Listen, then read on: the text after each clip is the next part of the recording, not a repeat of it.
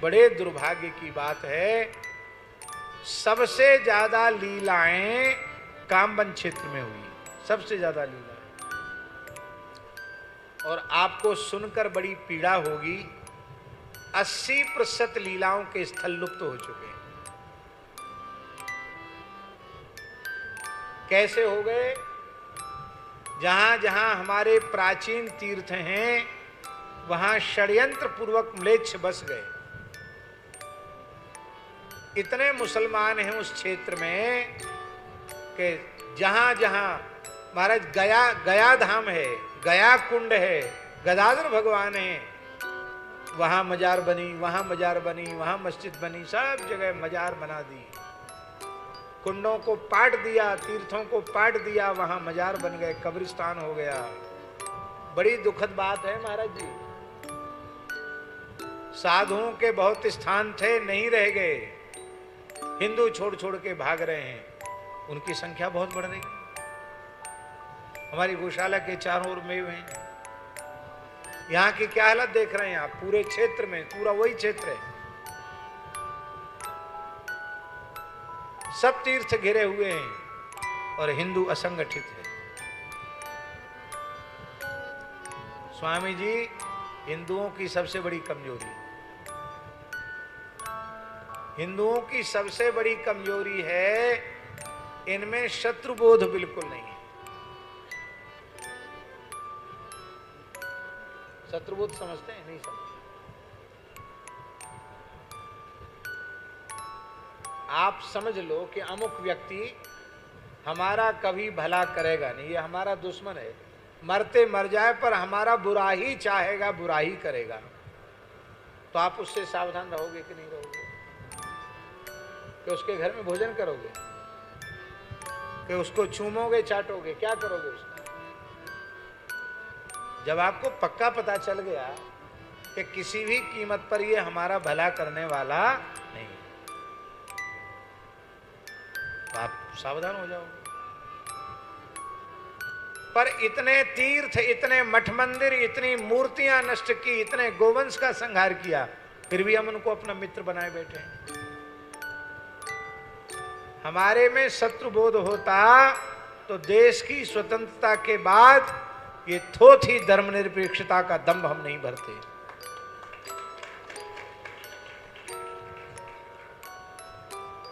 आज स्थिति यह है कि बहुसंख्यक हिंदुओं के देश में हिंदू अल्पसंख्यक हो रहा है। हिंदुओं के बच्चे ब्याह ही नहीं करना चाहते हैं।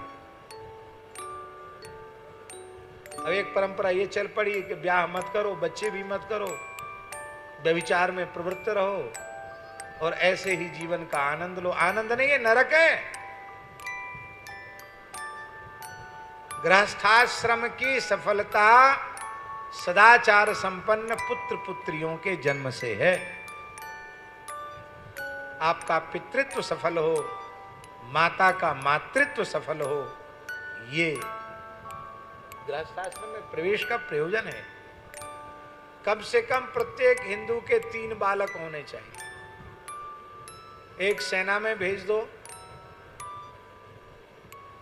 एक को अच्छे संस्कार देके बाबाजी बना दो। बाबाजियों की संख्या बहुत कम हो रही है। हाँ, इतनी कम संख्या हो रही है कि पुराने मठ मंदिरों पर स्त्रियां कब्जा कर रही हैं।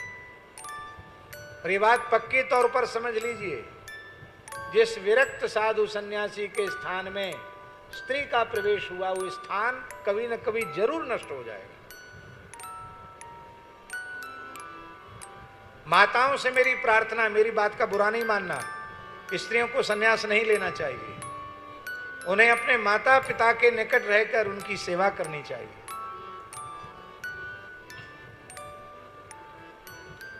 पुरुष और स्त्री एक स्थल पर एक साथ रहेंगे तो उनका जीवन पवित्र नहीं रह सकता है। किसी एक का रह जाएगा, दूसरे का नहीं रहेगा।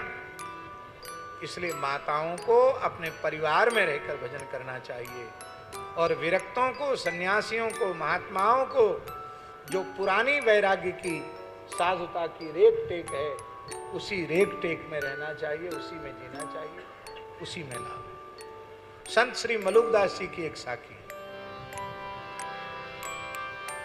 विरक्तों के लिए अमृत संजीवनी के समान। नारी घोटी अमल की, अमली सब संसार, कोई एक साधु ऐसा ना मिला, जो संग उतरा हो पार। स्त्री का संग करके कोई साधु भव सागर से पार उतर गया हो। सिद्ध संत मलुकदास जी कहते हमने इतिहास में नहीं देखा। गृहस्थ और साधु में अंतर क्या है? गृहस्थ स्त्री संग करता है, साधु स्त्री संग का त्याग करता है, वर्जन करता है। इतना ही तो अंतर है। ये भी अंतर मिट जाए तो किस बात की साधुता है?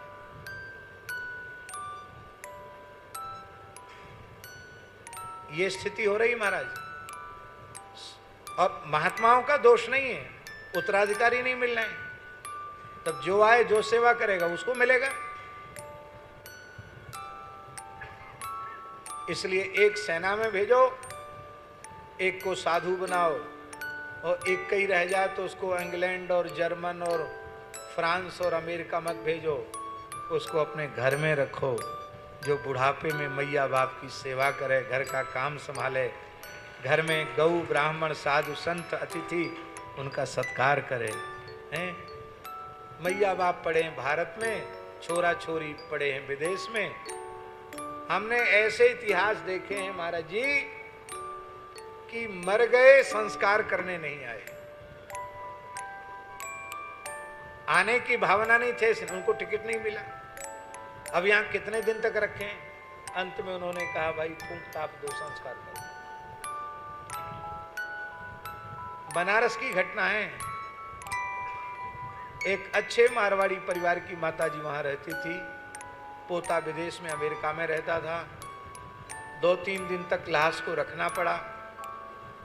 तब वो आया, गर्मी थी, उसको गर्मी सहन नहीं हुई।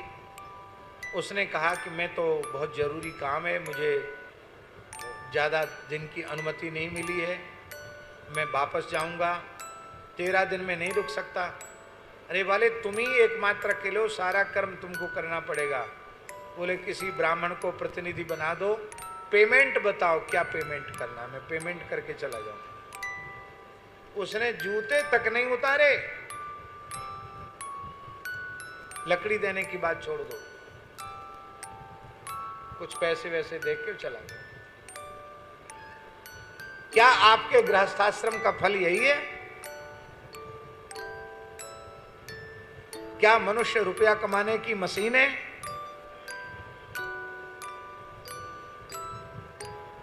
इसलिए गृहस्थाश्रम का भी एक सुख होता, उस सुख को लीजिए। माता पिता की सेवा करो। यहाँ ऐसे लोग आए हैं जो अपनी वृद्ध माता को लेकर यहाँ कथा सुनने आए हैं। हमारा मन बहुत प्रसन्न है। तीर्थ अपने माता पिता के साथ तीर्थ करने पर उसका अक्षय पुण्य हो जाता है। माता पिता की सेवा करना पुत्र का, संतान का धर्म है। हम तो 3 ही बेटा कह रहे हैं, शास्त्र तो ज्यादा की बात कह रहा है। पुराणों में लिखा यष्टव्या बहवो पुत्रा, कई पुत्रों को जन्म देना चाहिए। बहवः, 1-2 नहीं, बहवः, बहुत से पुत्रों को जन्म दो।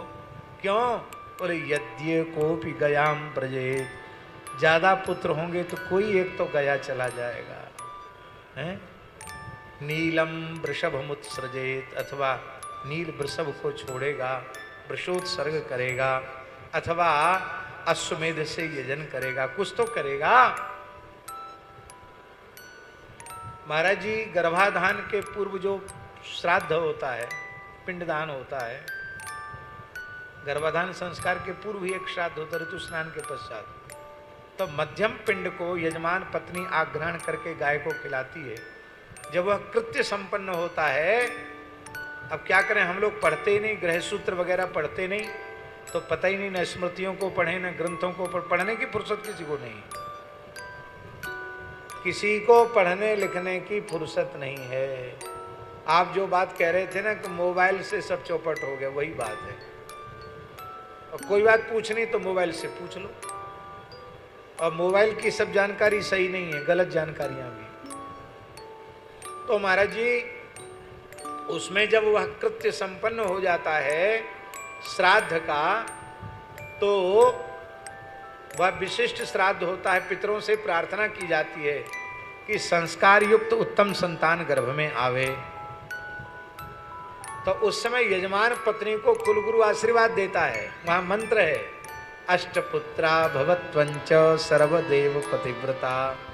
आशीर्वाद देता है कुलगुरु, अष्टपुत्रा भव, तुम 8 पुत्रों को जन्म देने वाली बनो, और सर्वदेव पतिव्रता, तुम पातिव्रत धर्म में परिनिष्ठिता बनो।